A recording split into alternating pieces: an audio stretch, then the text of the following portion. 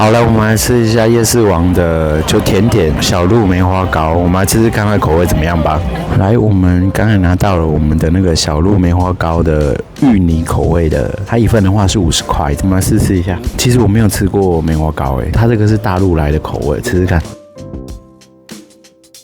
上面有麻吉的口感，下面的饼干有点像车轮饼的外皮，酥酥脆脆的，里面都是芋泥这样，它就是一个点心。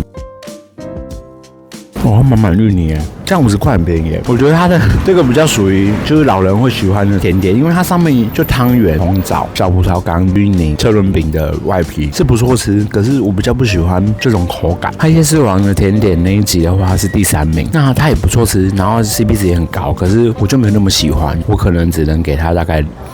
它没有不好吃我大概给它7颗星，因为以价位来讲，它算是很便宜的。